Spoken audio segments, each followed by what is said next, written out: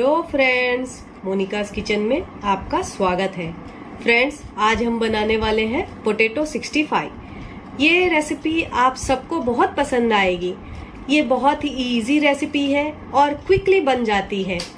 Friends, इसे आप T time snacks के रूप में भी बना सकते हैं।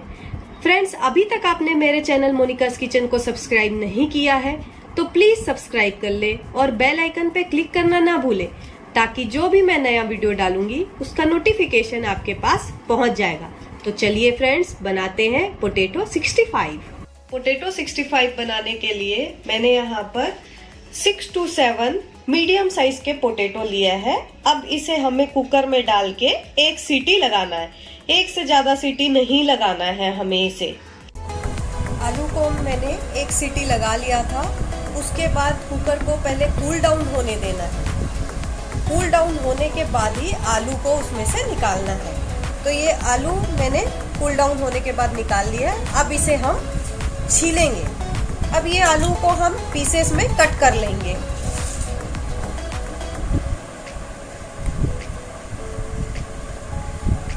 इस साइज में हमें कट करना है। तो हमने ये सारे आलूओं को कट कर लिया। अब इसे एक बाउल में ट्रांसफर कर देंगे। अब नेक्स्ट हम इसमें अपने मसाले ऐड करेंगे। सबसे पहले यहाँ पर काश्मीरी लाल मिर्च लिया है, इससे इसका कलर बहुत अच्छा आता है। अब इसके बाद हम इसमें सॉल्ट डालेंगे, गरम मसाला, यहाँ पर मैंने थोड़ा सा धनिया पाउडर लिया है और थोड़ा सा ही अदरक लहसुन का पेस्ट लिया है। अब इसके बाद हम इसमें आधा कप चावल का आटा डालेंगे।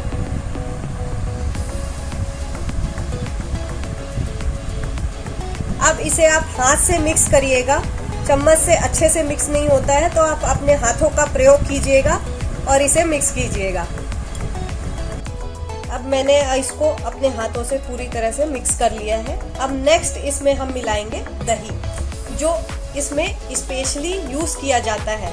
जो किसी भी 65 आइटम जैसे कि नॉनवेज में चिकन हो गया, वेज में आपका पनीर हो गया, इडली हो गया, गोभी हो गया, बनाने में उसको यूज किया जाता है। तो मैं इसमें 2 टेबलस्पून दही डालूंगी और इसे भी हाथों से मिक्स करूंगी।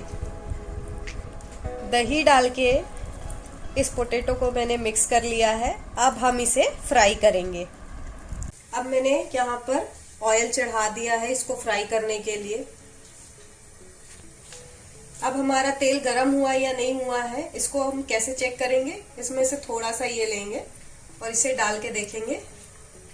तो अभी तेल उतना गरम नहीं हुआ है तो थोड़ा और गरम होने देंगे। हमारा ऑयल अब गरम हो गया है। फ्लेम को मीडियम में कर देना है आपको और जो आलू है उसको एक एक करके इसमें डालना है।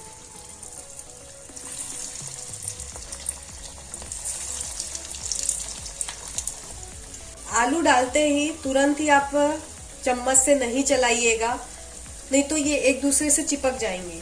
थोड़ा वेट कीजिएगा, उसके बाद इसे पलटिएगा, जिससे ये देख रहे हैं ये बिल्कुल नहीं चिपका है, अलग अलग है।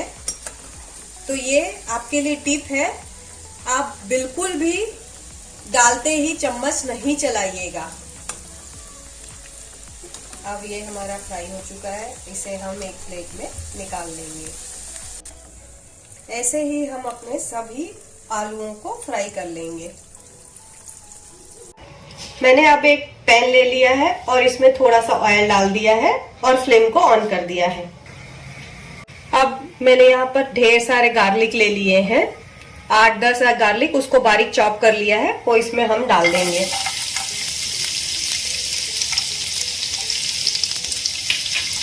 इसके बाद जो इस 65 की जान है वो है कड़ी पत्ता, वो डाल देंगे। नेक्स्ट अब हम डालेंगे इसमें चिली, ग्रीन चिली मैंने चॉप कर लिया था, वो डाल दिया। अगर आप ज़्यादा तीखा खाना पसंद करते हैं तो बहुत सारी चिली डाल सकते हैं आप। इसको सॉटे कर लेंगे हम।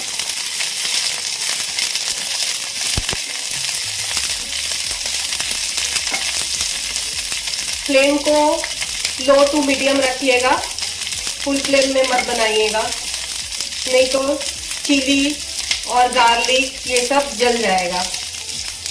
नेक्स्ट इसमें डालेंगे जो मेन इसका इंग्रेडिएंट्स है दही, वो 2 टेबलस्पून हम इसमें दही डालेंगे। दही इसमें डालने से अगर फटता भी है तो कोई बात नहीं, सब मिक्स हो जाएगा अभी। नेक्स्ट इसमें मैं ले रही हूँ यहाँ पर कश्मीरी रेड चिली, इससे इसका कलर रेड आ जाएगा। इसमें आप पाउडर रेड कलर भी यूज कर सकते हैं, लेकिन मैं यहाँ पर Kashmiri red chilli powder use कर रही हूँ।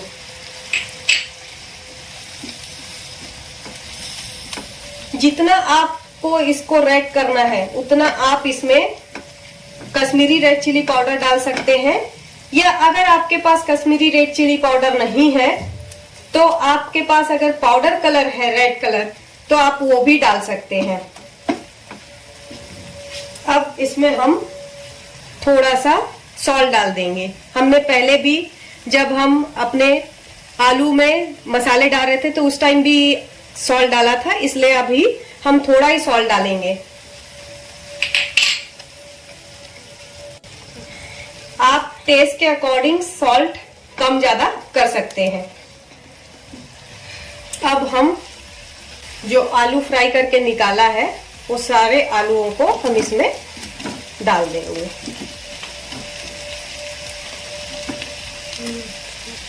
अब इसे हम मिक्स कर लेंगे। तो ये हमने अच्छी तरह से मिक्स कर लिया है इसको। अब इस पे हम ऊपर से बारीक चॉप्ड कोरिएंडर लीव्स डाल देंगे।